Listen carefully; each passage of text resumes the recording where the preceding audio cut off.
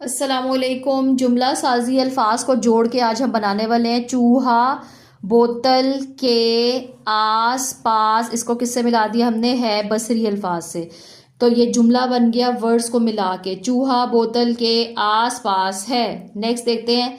पा ओ पो ता अता पोता, इसको ज्वाइन करेंगे नेक्स्ट वर्ड से। दादा दा अदा दा अदा दादा पोता दादा के का ए के पास सोता हा ए है।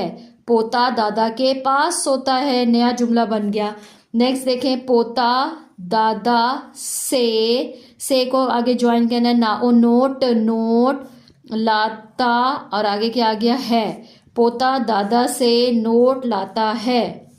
फारिस फारिस बाज अजार बाजार से दाने दाने लाता है। फारिस बाजार से दाने लाता है। हौज का पानी साफ हाए है।